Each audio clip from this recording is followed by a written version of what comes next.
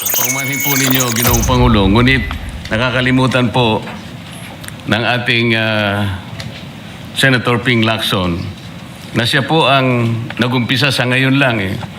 Ako rin po ay defensor ni Vizcaya. Palagi niyang ipinipilit yon. Hindi niya makalimutan ang sinabi ko na nung ako po ay nasa Blue Ribbon Committee, tungkulin ko po kasi na ipaglaban ang sino man, witness man siya, resource person, siya po ang kauna-unahan na nag-apply ng Witness Protection Program. Pwede po bang malaman sa ating kasama, Senador Lacson, lahat po ba nung aking binanggit sa aking privilege speech ay tutunguhan natin sapagkat potential po na panggagalingan ng maraming ebidensya? Para tapusin na po natin ito. Thank you. Alright, thank you. Sir President, ang sinasabi ko lamang po ay ngayon ko lang po na nakita ang ganitong special treatment. Hindi ko naman sinasabi, Mr. President, na lahat ay ganito. Kasi po yung kauna-una, yung una pa po bago ito, Mr. President, naalala ko, tinapos muna lahat po ng bisita, pati po yung mga galing sa Southeast Asian Games. At kahuli-hulian nga po, inabot po ako ng alas 8 ng gabi.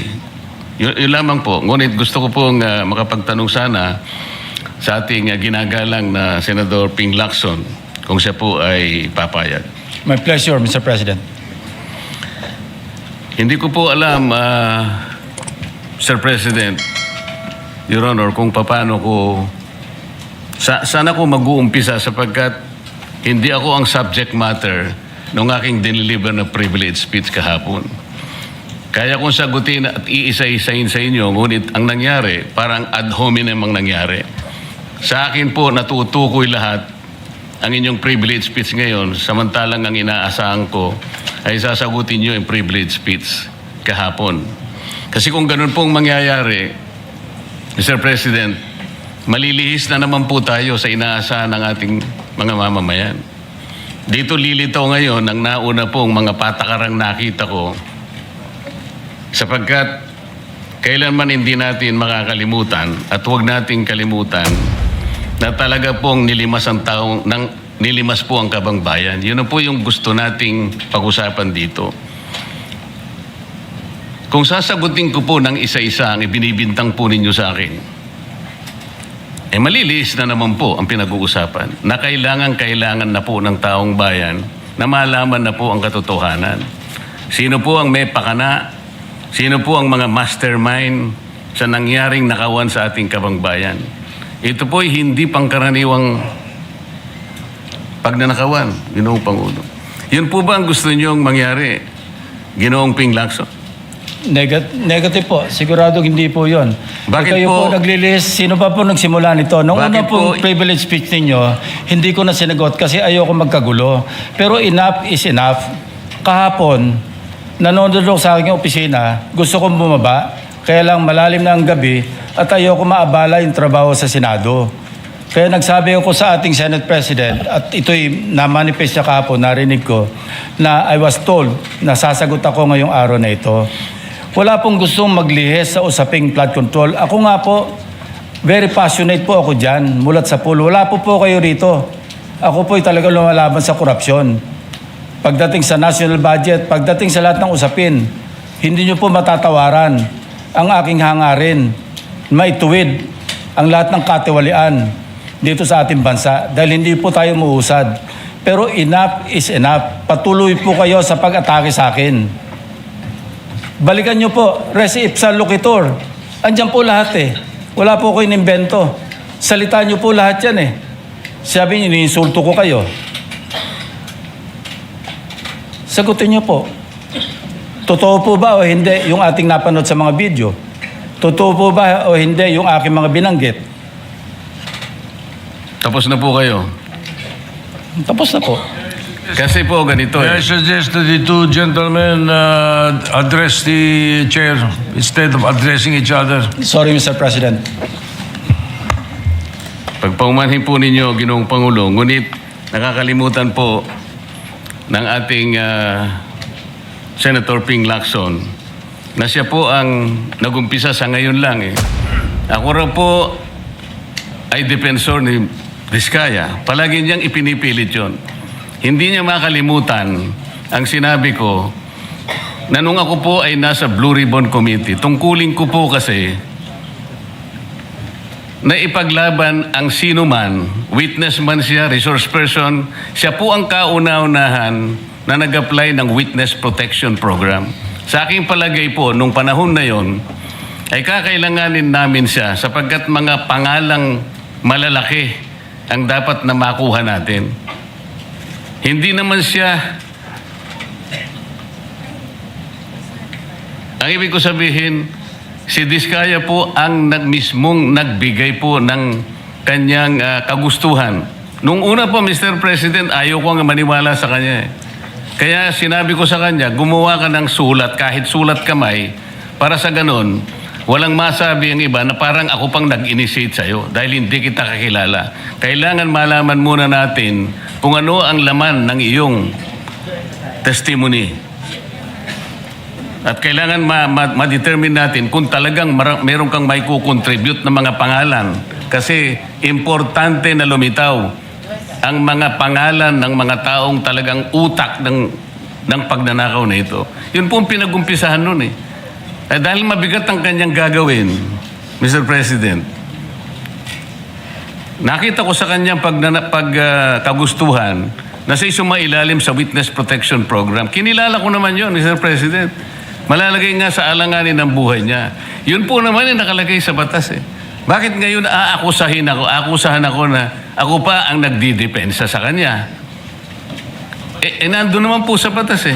Kaya nga po nang ipilit po ng ating DOJ Secretary na pinipilit niya magkaroon ng restitution, sinabi ko huwag mong gagawin yan. Wala naman sa batas yan eh. Ipipilit ninyo sa pamagitan ng memorandum ninyo na kahit wala sa batas para siya maging katanggap-tanggap na witness protection program witness, ay gagawin ninyong mag-restitute siya. Wala po sa batas yun, Mr. President. Yun po yung nilalaban ko. Ngayon, napagkamalan niya na dinidepensahan ko. Hindi po pwede yung ganon, Mr. President. So ngayon, hanggang ngayon, pati ba naman ng asawa ko na independent director, kakalantariin pa rito. Saan ba natin pag-uumpisa ng pag-uusap na ito? Pagkatapos, ipipilit na naman ninyo yung Kalayaan Island Group. Ano po ba patakaran dito, Mr. President? Ginoong Lacson? Kailangan bang samot-samot ang gagawin mo para sa isang privilege speech? Kayo po'y matagal na sa Senado. Alam ko po, kabisado nyo yung patakaran dito. Ang isang privilege speech nakatutok lang sa isang subject matter. Pero ang gagawin po ninyong samot-samot ito, at pagkatapos ay mag-uumpisa kayo na para bang ang nilalaman ng privilege speech ninyo eh puro ad hominem. Wala po tayong matatapos dito. Ang hangarin po natin dito ay yung subject matter na pinipilit natin sapagkat ito po ang inihintay ng taong bayan. Kung sasagutin ko po ng isa-isa at ang iba po'y sinagot ko na, ay lalayo po tayo. Ang akin pong tinatanong sa aking privilege speech kahapon ay bakit parang hindi ninyo pinagbigyan ang ibang mga tao na napakarami nilang dapat sabihin para sa ganun malaman natin ang katotohanan. Kayo po ang nagsabi, Senator Lacson, Sir President, napupuntahan natin lahat ng lugar na kung saan ang ebidensya. Hindi po ba kayo po'y nagpahayag noon dito sa plenaryo, Mr. President, Senator Lacson, na sinabi nyo na ang presidente ay name drop ni Yusek Bersamin. Hindi ko man lang po nakita yung kanyang katauhan na ipinatawag nyo dito. Samantalang napakalaki ng dapat niyang ipaliwanag sapagkat kayo po ang nagsabi sa pamamagitan ng pagtitiwala ninyo sa ibinigay na testimony ni Yusek Bernardo na niname drop niya ang presidente. 100 billion pesos po pinag-uusapan dito na kung saan ang porsyentong tinanggap nila sang-ayon din sa inyong pagpapahayag ay 8 billion pesos. Nagtataka po kami, ang taong bayan, hindi nyo man lang pinatawag si Yusek Bersamin. Nagtataka din po ako. Alam po ninyo ito. Nakiusap. Nagpresenta si ex-Governor Chavit Singson. At iminungkahi ko po sa inyo at ang sabi niyo, sige po, sa susunod na pagdinig natin, ay iimbitahan natin siya. Sapagkat marami raw siyang gustong ibahagi sa ating pagdinig tungkol sa mga project sa Ilocos. Ngunit hindi po niyo tinawag. Yun po yung pinagtataka. Ito po yung gusto ko sanang sagutin ninyo.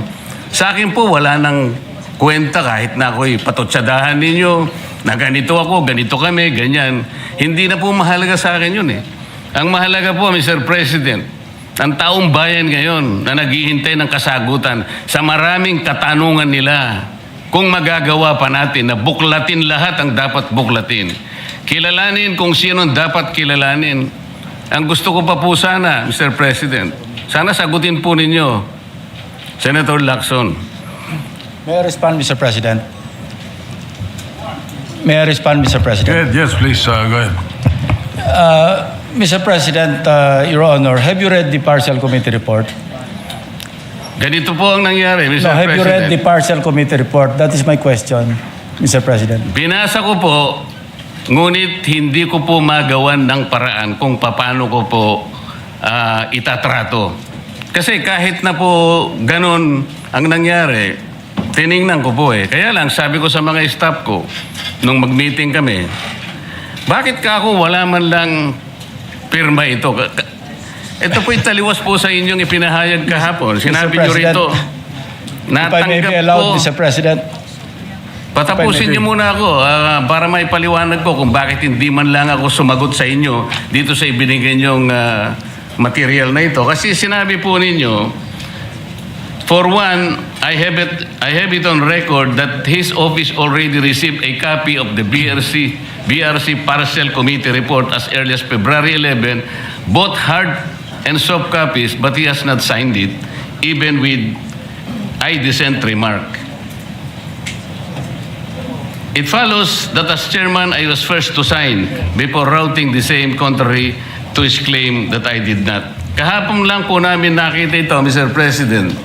Pero hawak ko po dito yung ipinrint naming kopya na nakuha lang namin sa isang link sa PDF document. Kami lang po nagprint nun. Wala pong pirma. Mr. President, we assume that it came from the office of Senator Lacson or probably from the Blue Ribbon Committee. I would not assume otherwise. So sabi ko, kung walang pirma ito, wala man lang covering letter, ano bang gagawin namin dito? Gagawin ba nating banderitas ito? Ganun po ba yung pagbibigay ng isang importanteng dokumento? Kung inaakala po yung importante ito, eh bakit wala naman pong pirma man lang? Sa akin palagay, hindi po ganun ang pagtrato sa amin bilang miyembro ng Blue Ribbon Committee. Dapat man lang sana, kahit na initial nyo lang po at meron siguro kayong instruction doon, anong gagawin namin dito? Now, before Senator Lacson responds, will you answer the question? Did you read it or not? That was the question. Yes, Mr. President. You read it. Okay, Senator Lacson, go ahead. Yes, Mr. President. I mentioned it in my privilege speech. Binigyan po natin ng tikitikis ang kopya na may watermark ng kanya-kanyang opisina. Una, nagkaroon po tayo ng isang masamang experience na nag-leak yung nauna ng niroute na committee report. So naisip namin, para matunto natin kung saan opisina manggagaling ang leak, bigyan natin ng tikitikis ang kopya. Hindi po talaga pipirmahan yun kasi advance copy po yun eh. Nasabihan po namin ang kanilang mga staff na kapag ready na sila na pumirma at nabasa nila, hudyatan nila kami, ipapadala namin yung physical or yung hard copy. Nandun po yung signature page, nakapirma po ako doon. Hindi ko po pwede ikalat yun nang wala akong pirma kasi ako yung chairman. Hindi niyo po narinig yung aking paliwanag sa aking privilege speech na talagang walang pirma yung aming ikinalat sa bawat miyembro. Dahil yon para lang mapabilis kasi 400 pages po. Alam ko magtatagal mabasa. So para simultaneously, isipin niyo po Mr. President, kung isang kopya lamang yon na aking igagala sa 17 o 20 miyembro ng Blue Ribbon Committee. 1 taon po, baka hindi pa tapos mabasa. So gumawa kami ng nag-devise po kami ng isang pamamaraan para simultaneously, sabay-sabay nila mabasa with the advice to their staff na kapag nabasa na at ready ng pumirma, sabihan kami, dadali namin yung kopya na mayroong signature page at sa kanila pipirmahan. Katunayan kahapon po si Senator Bam Aquino. Binigyan namin sa kanya yung may signature page at pumirma siya. Hindi po matatapos kung yung 467 yata na pages, iisa-isahin naming iikot. Mahirap po.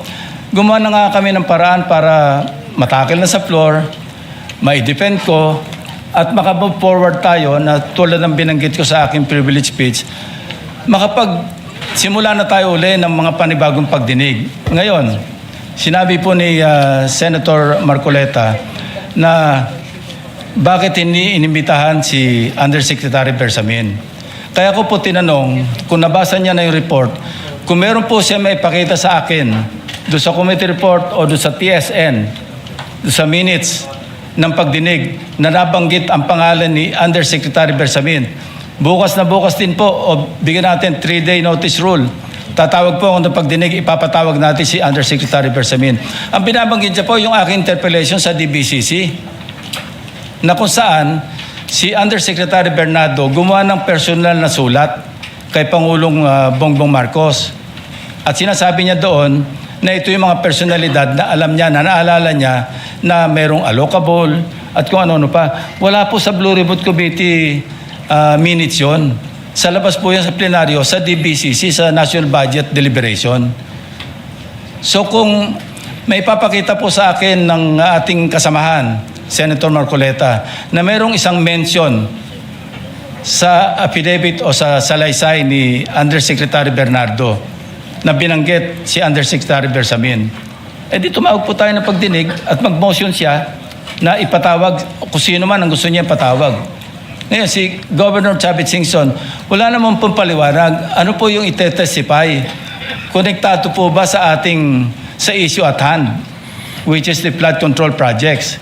Kung konektado po, sana sumulat po siya sa chairman at sinabi niya, ito yung lalamanin ng ite-testify o ito yung naka-attach yung draft affidavit ni Governor Chavit Singson. Sino naman ako para tumanggi na ipatawag kung sino man yung resource person?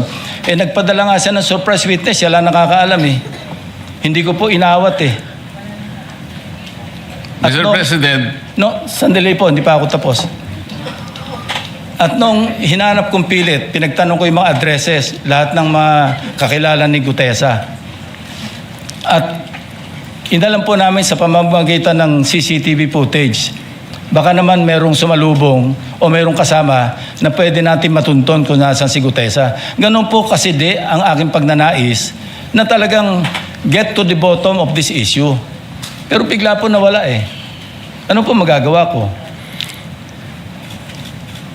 Mr. President, wala nga pong nakasulat dun sa transcript tungkol nga po dun sa binanggit niya sa plenary na pangalang Adrian Bersamin. Paano nga pong mababanggit doon, Mr. President? Hindi nga niya pinatawag eh. Samantalang dapat niyang ipatawag, siya mismo ang nag-highlight.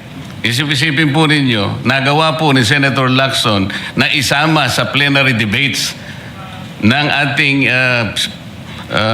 2026 budget. Ganun ka-importante ang bahagi na yon, Mr. President. Hindi ba dapat ipinahayag mo yun eh. Malaking bagay yun. Ibinulgar mo pa nga eh. There are 2 public officials I will reveal this morning. Ganun lang. At hindi mo pinatawag. Kung pinatawag mo yun, malinaw na malinaw, nalagay sana sa transcript. Ganun lang naman ang ibig sabihin eh. Sa mga tweet, iniwasan po, Mr. President, para hindi malagay sa transcript. Pagkatapos ikakatwiran po ninyo, kung nasa transcript, di sana pinatawag ko. Baligtad po ang ginawa ninyo, Mr. President. Katulad din po sa 30 Nara Street sa South Forbes. Ilan po yung binanggit ng mga tao doon? Hindi ko po sinasabing totoo yun. Pero for purposes of the inquiry and investigation, kung talagang ganun, kalawak ang inyong pananaw, Dahil pati nga po yung pagpunta ni Gutese, pati CCTV po pinakita ninyo. And dami po sana ang pagkakataon na nakita sana lahat ng mga binanggit ni Saldico na mga ginamit na sasakyan. Makikita doon sa pagitan ng alas 9 hanggang alas 10 ng umaga. Tawagin natin yung kung sino man yung security agency doon. Pero hindi po ninyo ginawa eh. Pero sasabihin po natin, you wanted to emphasize one point. Kung nasaan ang ebidensya, ay talagang pupuntahan natin. Kayo po ang inconsistent eh. Pagkatapos ako ang sasabihin ninyong inconsistent. Ang dami po eh.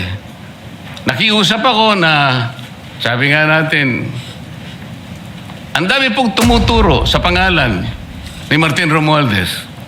Inimbita po ninyo, hindi dumating, nakiusap ako, naimbitahan uli. Ang sabi po ninyo sa magitan ng inyong interview, kung pupunta siya rito, welcome. Kung hindi siya pupunta, wala tayong magagawa because of inter-parliamentary courtesy. Mr. President, hindi po karaniwang pagnanakaw ang nangyari sa kasaysayan ng ating bansa. Hindi po ba ninyo naiisip, mismong kabang bayan ang tumagilid, pagkatapos magtatago kayo sa prinsipyo o doktrina ng inter-parliamentary courtesy? Kung ako po ang chairman ng Blue Ribbon Committee, Mr. Chair, Mr. President, hindi ko po igagalang inter-parliamentary immunity sapagkat ang pinag-uusapan dito ay interes ng mamamayan. Huwag po tayong magtago kung saan-saan. Sinabi po ninyo, Mr. President, Senator Lacson, yung Apostille Convention. Hindi ba pinahayag po ninyo sa isang pag-i-interview ninyo na kung si Saldico lamang ay makakuha ng isang subscribe statement, kahit sa Zoom lang, ipatatawag namin siya? Bakit hindi po ganun ang ginawa ninyo? Pwede naman siyang mag-Zoom pagkatapos na magkaroon ng apostille sworn statement. Bakit hindi po ninyo ginawa? Meron naman pong Zoom eh. Natatakot yung tao. Nanganganib ang kanyang buhay. At palagay ko naman, nanganganib nga talaga.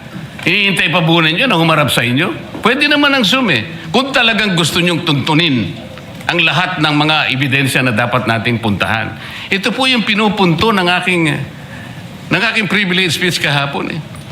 Hindi ko nga po alam na kapag ako po ang magdi-deliver ng privilege speech, Mr. President, palagi po kayong nawawala. Kasi nga, nasa bandang huli na po ako eh.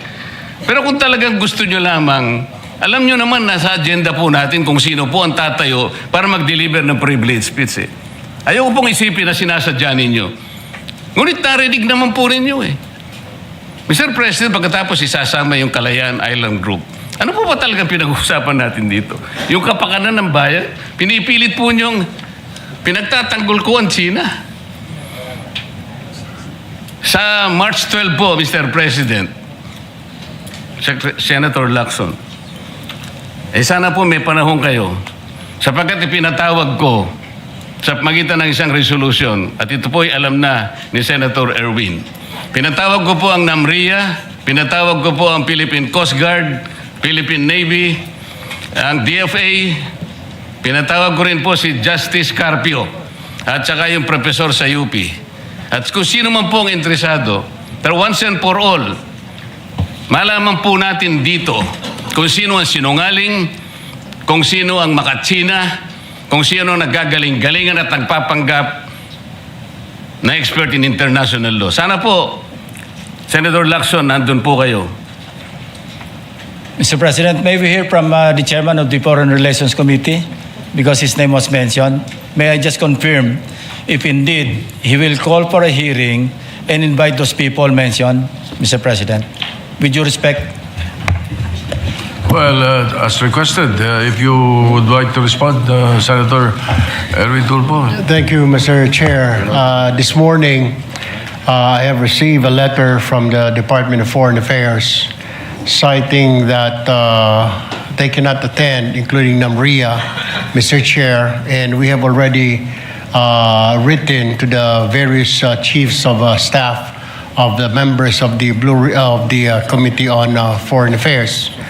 they cited, including Namria, that they cannot attend because of the fact that it is a matter of national security, Mr. President. And I also have a copy that will be sent to your office, Mr. President.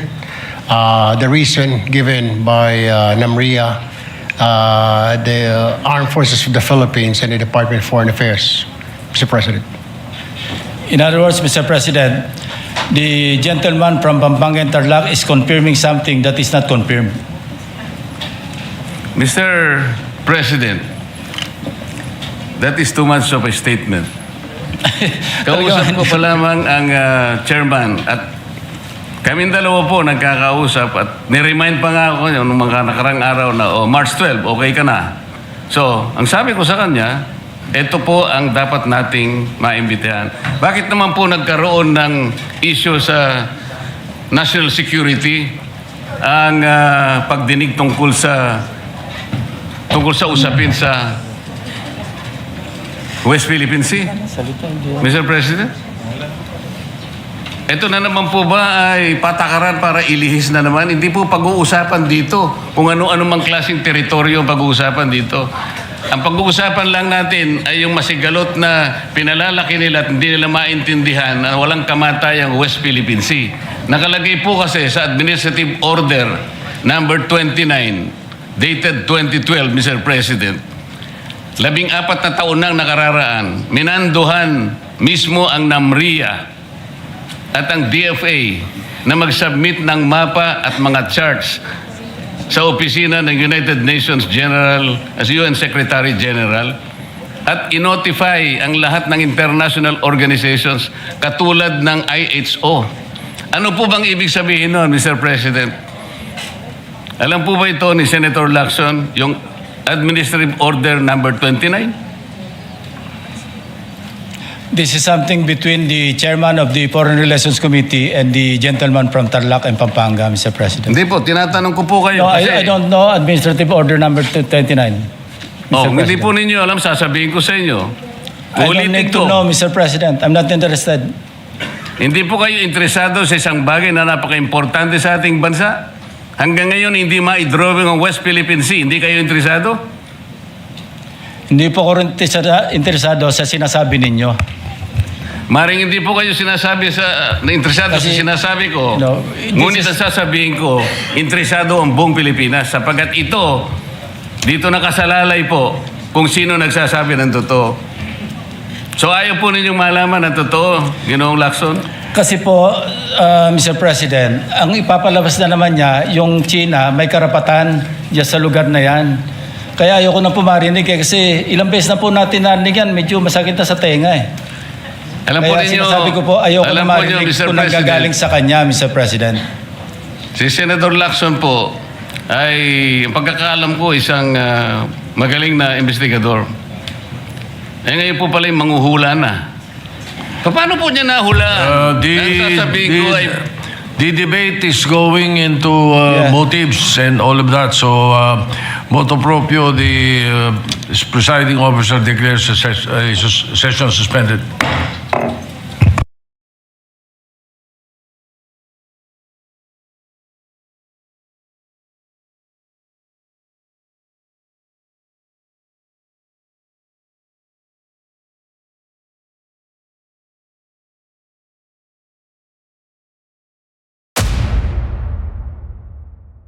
Thank you. So, That's Mr. very President, clear. we allow- Senator, yes, Senator Marcoleta is recognized. salamat po, Ginoong Pangulo. It's not a matter of hitting me back. He can hit me many, many times. Sabi ko nga po kanina, Mr. President, that's irrelevant to me. It's no longer important to me. Kahit ano pa pong paninira ang sabihin ni Senator Lacson sa akin, wala pong kaso sa akin yon. Ang taong bayan, alam na po nila kung ano ang totoo. Sila po ang arbiter. Silang magsasabi kung totoo lahat po ang pinag-uusapan natin dito at kung ano ang sinabi laban sa akin. Ang gusto ko lang pong linawin, Mr. President, kung talagang pinaninindigan ni Senator Lacson yung patakaran na kanyang huling sinabi at binigyan ng emphasis kung saan ang mga ebidensya pupuntahan natin.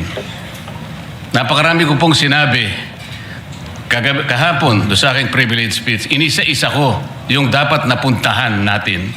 Para sa ganon, lahat ng inaakala nating ebidensyang magtuturo kung saan dapat at kung sino dapat ang managot, doon lang natin makikita at ang taong bayan po ay nakikinig at nagbabantay.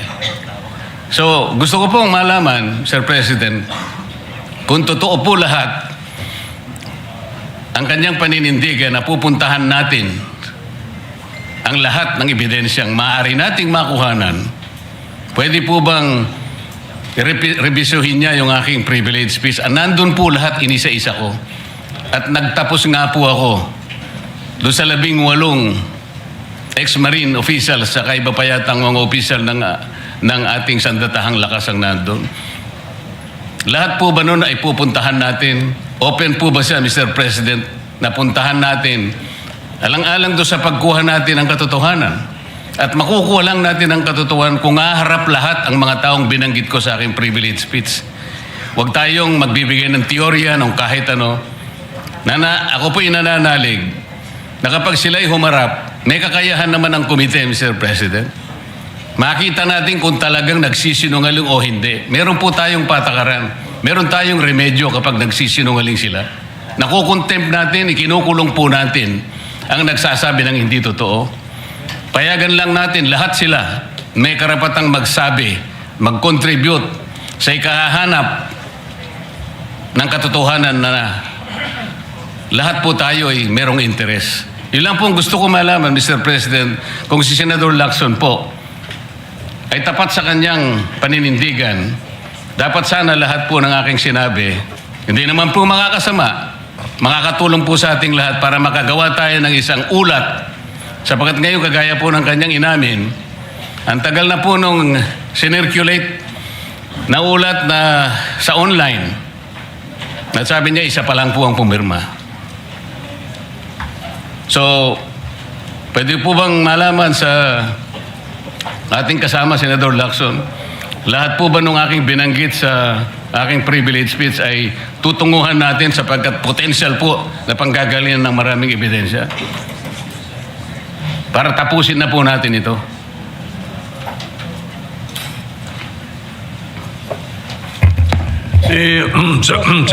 Senator Lacson sat down. He no longer has the No, floor. Mr. President.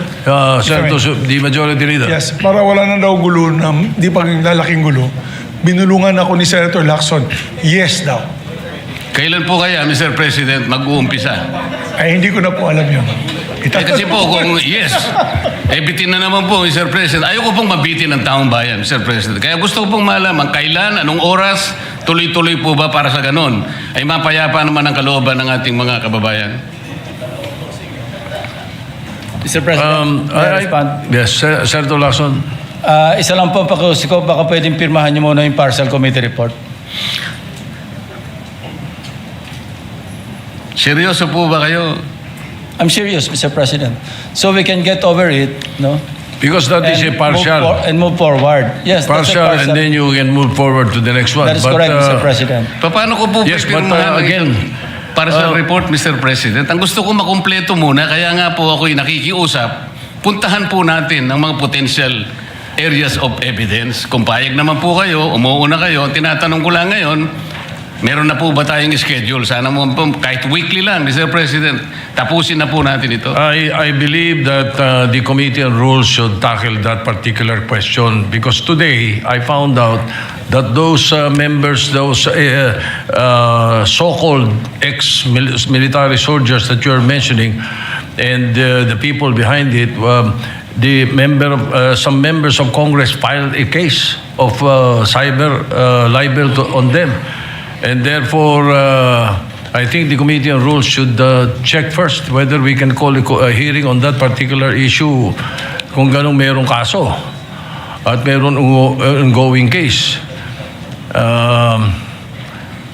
So I suggest that your question and the privilege speech and the ensuing debates thereafter be referred to the Committee on Rules. I would like to entertain a motion to that effect, Mr. Majority Leader. I don't think we can answer the question of Senator Marcoleta now because of that particular issue. Yes, dahil, Mr. President. dahil po ba, Mr. President, merong nagsampa ng demanda doon sa mga taong inakala nating makakatulong sa atin? Magiging sagwil na yon para hindi natin sila tawagin.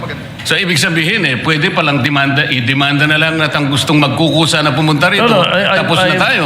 I cannot answer your question. That's the reason I'm saying that we should ask the Committee on Rules to rule on that.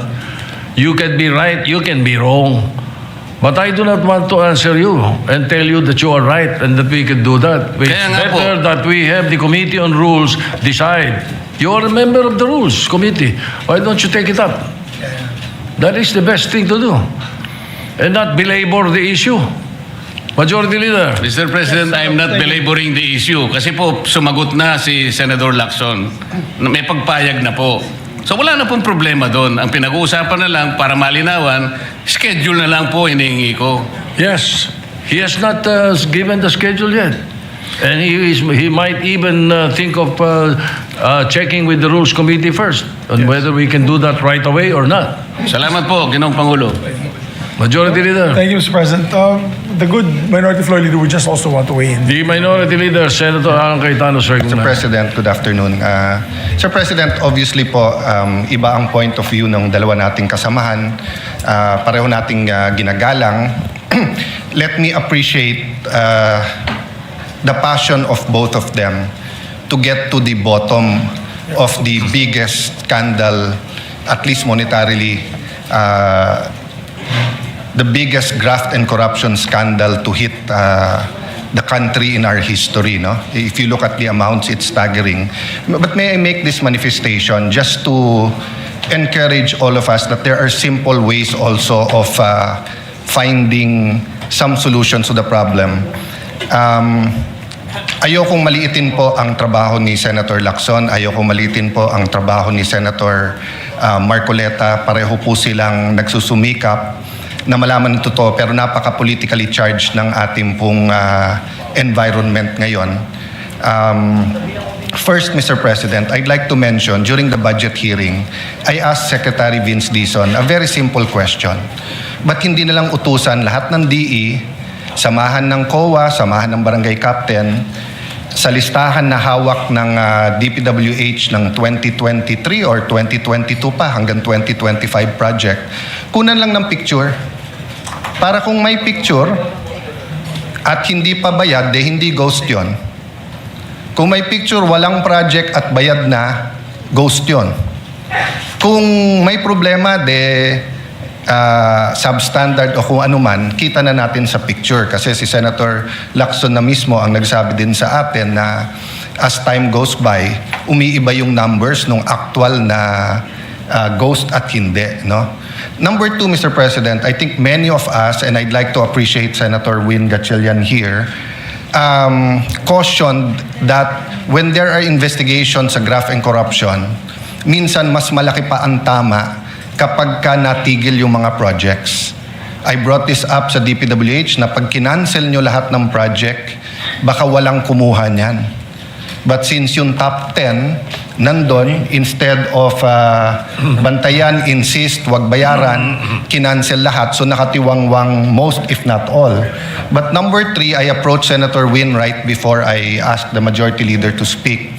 Nabasa ko po sa online, sa major dailies na wala pang nabibid sa 2026 budget ang DPWH. I'm not that sure if that's 100% correct. But it seems to be correct na marami sa mga project hindi pa nabibid. One of the problems daw was the pricing of materials na maaring magbago na naman because of the price increase. So this is the problem, Mr. President. Presyo pa lang at project. But for every school building na madelay, isang buong generation ang hindi makakapag kukuha ng quality education. Ganun din po sa farm to market road. Isang 5-10 year generation ng ating farmers ang lalong maghihirap at mas mababa presyo kasi hindi magagawa yung farm to market road or irrigation. So, again, hindi ko minamaliit yung mga pinag-usapan today, yung mga pag-uusapan, sinong iimbitahin, how we follow the evidence, who does the evidence point to, sinong mastermind. But let me just emphasize na dalawang problema to o tatlong problema in one. Hold someone accountable, but how do we put enough trust in our system, in DPWH, in our infra projects to get it rolling, di ba? So, the third whammy, palapit na yung tag-ulan. Pag hindi na bid ang project ng hanggang April, hindi po mag-uumpisa yung mga projects ng May. Parati nating hinahabol ang summer kasi doon po mabilis gawin ang mga project lalo kung may excavation.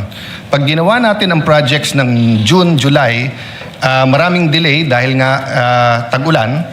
Ang problema, Mr. President, dahil wala tayong budget for flood control this year at sabi gagamitin yung pang last year, pero hindi pa natin sure kung nilagay yon tapos tumigil lahat ng iba, I think many of us are expecting or hoping walang baha this year. But I think logic would dictate na sana hindi. God forbid that there will be massive floods, but there will be.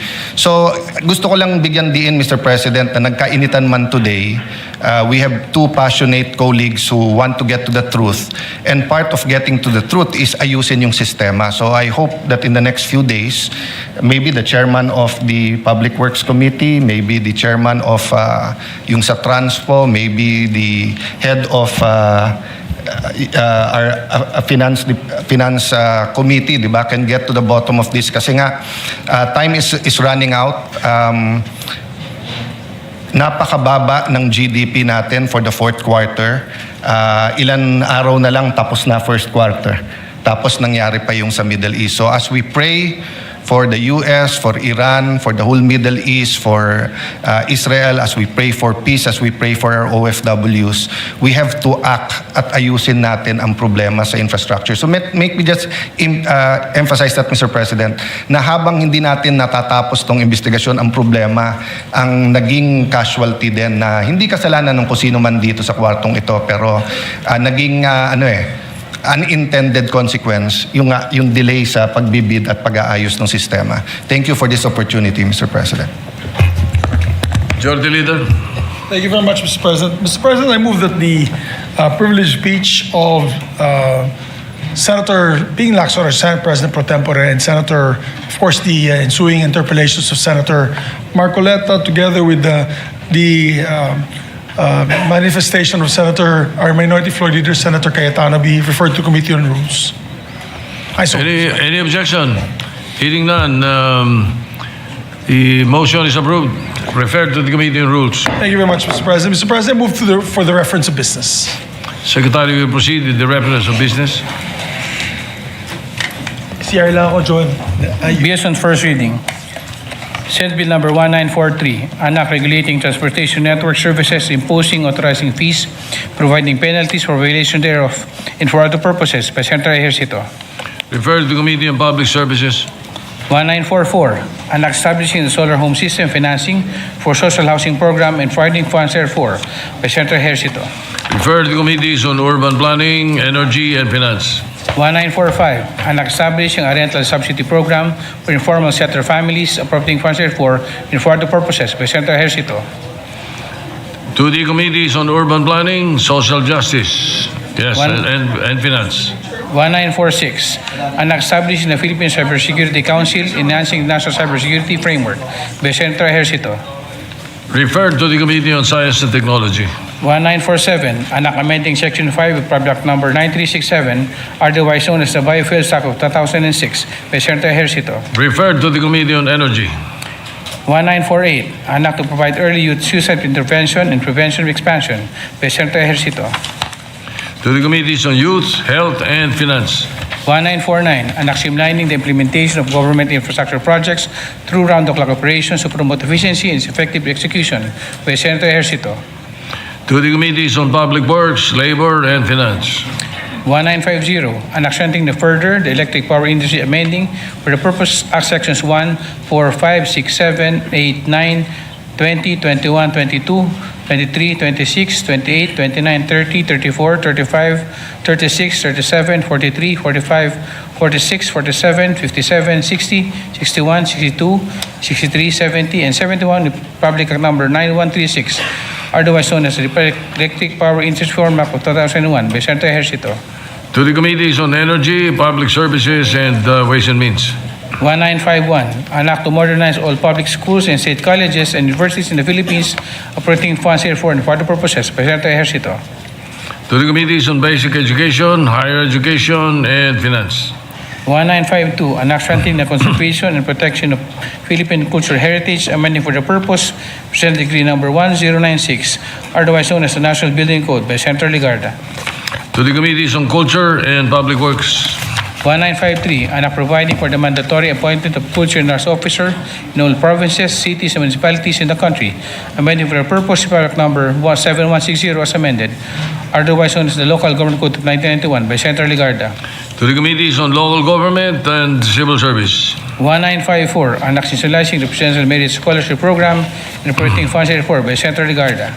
To the Committees on Higher Education and Finance.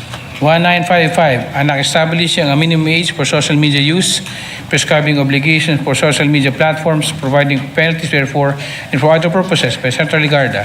To the Committee on or Committees on Public Information, Science and Technology, and Finance. Resolutions. Resolution number 338. Resolution directing the appropriate Senate committee to conduct an inquiry into legislation into the collapse of the Rizal Provincial Sanitary Landfill in Rodriguez, Rizal, the compliance of the local government of Rodriguez, the provincial government of Rizal, the Department of Environment and Natural Resources, and landfill operator Green Leaf Solid Waste Management Incorporated, Republic number 9003, otherwise known as the Ecological Solid Waste Management Act of 2000, and other related laws with the end of view of ensuring public health, safety, and general welfare by Senator Ligarda. To the Committee on Environment. 339, resolution directing the appropriate Senate committees to conduct an investigation in need of legislation into the transfer and remittance of funds from the Philippine Health Insurance Corporation and the Philippine Deposit Insurance Corporation to the National Treasury pursuant to Special Provision 1. To the Committees on Finance and Government Corporations. Additional reference of business. You may proceed. Bills on first reading.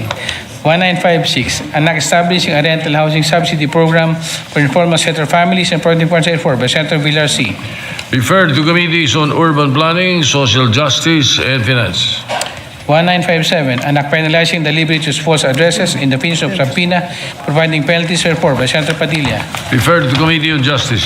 1958, an act providing for the lifetime validity, unified and standardized format of person with disability identification cards for those with permanent disability or elderly, amending for the purpose, Republic number 7277, otherwise known as the Magna Carta for persons with disabilities amended by Senator Padilla. To the Committee on Social Justice.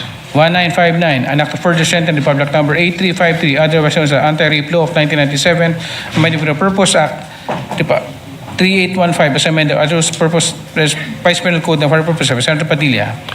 To the Committee on Justice and Human Rights. Resolutions. Resolution number 340, resolution urging the Executive Department to disclose the full truth regarding the operation of the International Criminal Court to provide redress from violation of unconstitutional rights that refrain from unconstitutional conduct in relation to foreign arrest warrants by Senator Marcos.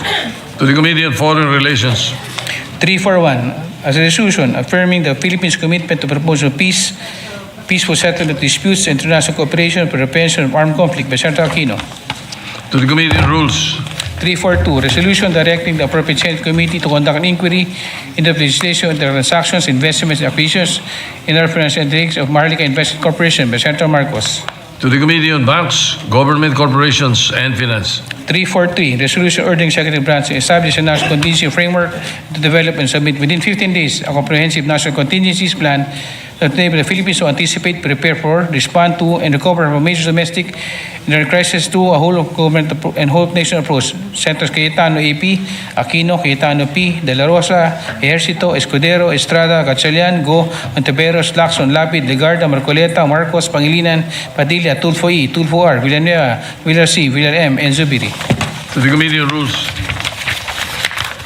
Majority Leader. Thank you very much, Mr. President. Mr. President, move that we resume consideration of Senate Bill number 1917 under Committee Report number 38. Any objection? Hearing none, consideration of 1917 is in order. Thank you, Mr. President. This is an act providing for protection of the remittances of overseas Filipino workers. May we recognize our distinguished colleague, Senator Joel Villanueva, Mr. President. And for the record, our status of this measure is, the parliamentary status is that we are in the period of interpellation. No member has wished to interpellate the measure, so move to close the period of interpellations. Any objection? Hearing none, consideration No, I'm sorry. The motion is approved. Close the period of interpolation. May we recognize the sponsor, Senator Joel Villanueva, for amendments, and I believe the good Senate President also has amendments, Mr. President. Yes. Any other amendment? May I be allowed, Mr. President, to just put into the records of this chamber that a lot of our colleagues who will no longer, as mentioned by the majority leader, will no longer ask further questions because of the fact that we were able to point out, Mr. President, that the main objective of this bill is that we are attempting to achieve the regulation of remittance fees, transparency in foreign exchange rates, prohibition of abusive remittance practices, and mandatory financial literacy programs. We'd like to put into the records also, Mr. President, that there will be no foregone revenues, Mr. President, as earlier pointed out, because in this substitute bill, revenue losses are expected to be none or minimal because of the fact that the previously proposed fixed discount has been removed, Mr. President, yung 50% discount. Instead, Mr. President, the bill now provides that the DOF, the Bangko Sentral ng Pilipinas, and the DMW will determine the appropriate range of remittance fees and related charges that may be imposed by financial institutions and other entities providing foreign remittance services to OFWs. We have spoken to a number of authors, namely Senators Tulfo, Villar, and Estrada. So, Mr. President, with that, may we proceed now to the proposed amendment, Mr. President, on Section 4, applicability of this act on page 2, line 21. After the word BSFIs, insert the phrase, and their accredited agents and sub-agents. I so move, Mr. President. In objection? Hearing none, approved. Mr. President, may we yield the floor to the Senate President who would also propose an amendment, Mr. President. To propose his amendments, the Senate President is recognized. Mr. President, thank you. If there are no anterior amendments, my amendment is on Section 12. There's no more, Mr. President. Please proceed, Mr. All President. right. You see, Mr. President, I've had difficulty always when it comes to the IRR. Nung araw pa ito hanggang ngayon in all the bills that we have passed. Ang gaganda ng mga bills pagdating sa IRR, mababakol nauupuan, natatagalan, yung gumagawa ng IRR, gumagawa ng sariling bagong batas. So there are bills that we are going to pass, and I would like to call the attention of the body to this particular issue on the implementing rules and regulations. So in Senate Bill 1917,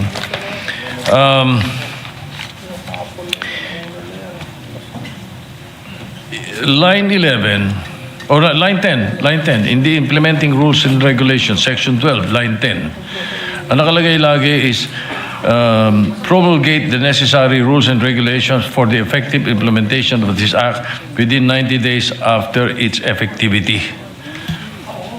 Sinasabi, pag binalangkas ninyo yung pagkaka-English niyan, at yan lagi ang ginagamit, promulgate the necessary rules and regulations within 90 days.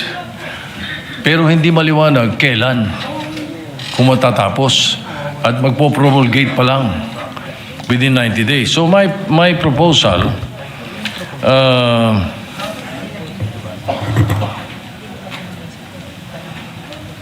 Language.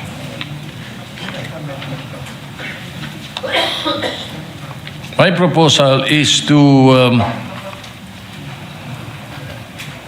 change the line and replace promulgate the necessary with shall be, and it shall be implemented within 90 days from the effectivity of this act. Let me read the entire section 12 that I am proposing now, Mr. President. Implementing rules and regulations. The rules and regulations necessary for the effective and efficient enforcement of the provisions of this act shall be formulated by the DMW and the OWAA in consultation with the BSP, DOF, DILG, Department of Foreign Affairs, Bankers Association of the Philippines, Chamber of Thrift Banks, Rural Bankers Association of the Philippines, Cooperative Banks Federation of the Philippines, Association of Bank Remittances Officers Incorporated, Philippine Association of Foreign Exchange Dealers, Money Changers, and Remittances Agents Incorporated, Association of Remittance Company Compliance Officers, organizations of licensed recruitment or manning agencies, non-government organizations advocating the rights and welfare of OFWs, and other stakeholders, and it shall be implemented within 90 days from the effectivity of this act. In other words, hindi mag-uumpisang mag-formulate. It shall already have been formulated, and they've started formulated as soon as the bill is forwarded to them. Yes, What does the sponsor say? we accept, Mr. President. That's a clearer statement coming from our Senate President that it shall be implemented within 90 days, Mr. President. We accept, Mr. President. An objection? Hearing none. Thank you, Mr. President. That's all. Thank you, Mr. President. I hope that we'll be able to do that in all of the bills, Mr. President, so it's clearer. Thank you. That is the plan. Thank you. With that, Mr. President, we end the period of amendments. We defer to the wisdom of the majority leader what to do next, Mr. Mr. President. President, therefore, no more amendments. We can move to close the period of amendments, Mr. President. An objection? Period of amendments is closed. Mr. President, move to approve on second reading Senate Bill number 1917 under Committee Report number 38. I so move, Mr. President. Any objection? Hearing none, Senate Bill 1917 under Committee Report number 38 is closed on approved on second reading. Thank you, Mr. President. Thank you, Mr. President. Thank you, Majority. Congratulations to the sponsor. May I ask that the measure also be suspended for consideration for third reading next week? Any objection?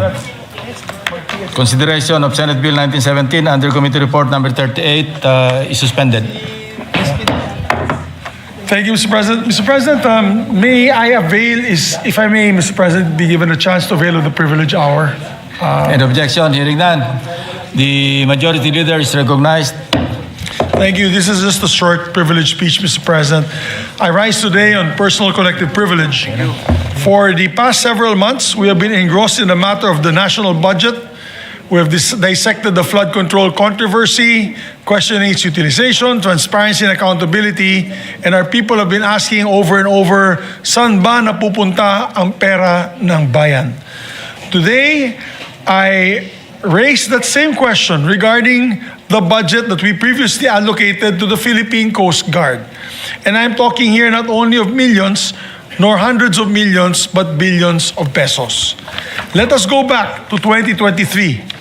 That was the year that the situation on the West Philippine Sea came to heightened national attention. It seemed that every week, the China Coast Guard was in the news and on our social media feeds. Their massive ships bullying, ramming, and water cannoning our Philippine Coast Guard and our fisherfolk out on the West Philippine Sea. Awang-awa po ako sa ating Coast Guard officials and personnel.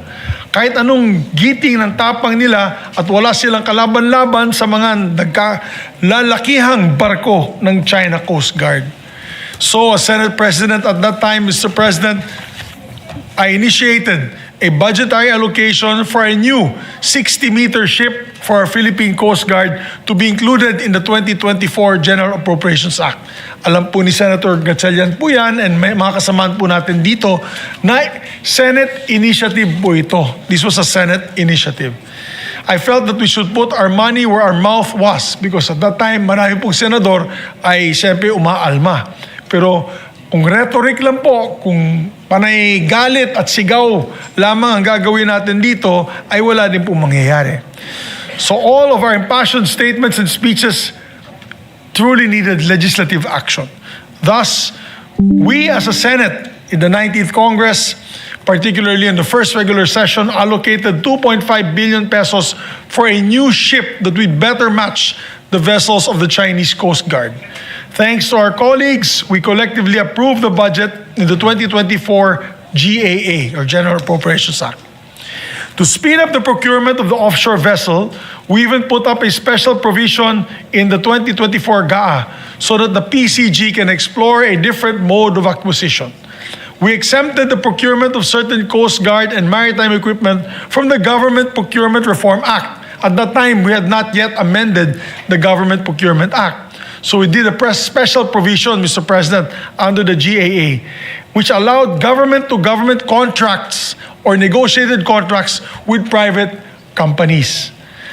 For negotiated contracts, we just made it a requirement that the Coast Guard and maritime equipment procurement of up to 500 million pesos will need approval of the Secretary of Transportation. Beyond 500 million, it will need approval of the President. We also put in the GAA that this will cover procurements of both brand new and second-hand equipment that are in good condition, because around the defense community, buying slightly used ships and airplanes and jets, fighter jets, are allowed by other governments. Only our Government Procurement Act at that time did not allow us to buy slightly used military equipment, which we needed badly at this stage in our modernization program. So nailagay po natin na pwedeng brand new at second hand, slightly used in good condition equipment. So ginawa po nating madali para sa Coast Guard na makaprocure ng bagong vessel.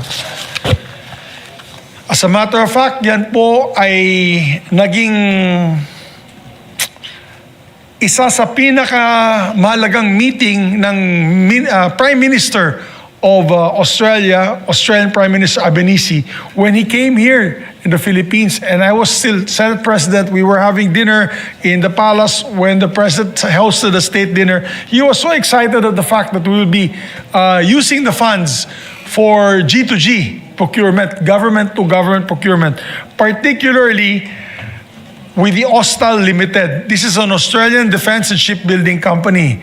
It signified kasi their interest, Mr. President, for bidding in the project, and it was going to be, a win-win situation, because not only will the Philippine Coast Guard get a brand new vessel that is an offshore vessel for patrolling the West Philippine Sea, it was going to build it in Cebu. And it was going to hire 3,000 shipbuilders to build this particular ship for the Philippine Coast Guard, as they have a shipbuilding facility in Balamban, Cebu, which employs Filipino workers. Aligned with the Self-Reliant Defense Posture Revitalization Act, the SRDP, which I sponsored, Mr. President, and I gladly authored and championed in the last Congress, the project could be bid out through either a competitive bidding or a negotiated contract, which would have been ideal for Austal, as I do not know of any other shipbuilding company for defense vessels in the country. Although there are other shipbuilding companies, but they are non-defense or military use. Several meetings back and forth ensued between Philippine Coast Guard officials and Austal executives and the Australian Embassy. At that time, it was Ambassador HK. Last I heard, when I met with Secretary Vince Dizon, who was still at that time with the DOTR, it was already for approval of the President. Since then, I've constantly followed up the status of the project with the PCG, and I got the same answer every time. It was still for the President's approval. That was until last month, when I received a letter from Admiral Ronnie Gavan, Commandant of the PCG. In his letter, he narrated the circumstances regarding the 2.5 billion budget for the procurement of the Philippine Coast Guard vessel. He disclosed that the PCG had made a request for the issuance of authority to purchase motor vehicle APMV and special allotment release order on February 6, 2025 through the DOTR for the endorsement of the Department of Budget and Management and for subsequent approval by the Office of the President. The request was eventually submitted to the Office of the President on June 23, 2025. After this, the APMV and the SARO were subsequently issued on September 29, 2025 and October 13, 2025, respectively. The initial pre-bidding conference was attended by 3 local shipbuilding companies, and the opening of bids was initially scheduled on December 18, 2025. However, prior to bid submission, one shipbuilder declined to participate. This set the bidding process back as the shipbuilder was regarded as the most technically suitable supplier for the requirements of the PCG. And all this, we're trying to figure out whatever happened to Ostal, who was going to build the ship in Cebu. So iba na po ang kausap nila. Nagka-leche-leche na, Mr. President. Yung pangako ng Pangulo natin sa Minister, or rather, the Prime Minister of Australia, ay parang nabulaga na lang. And according to Admiral Gavan's letter for the second pre-bid conference was conducted December 3, 2020,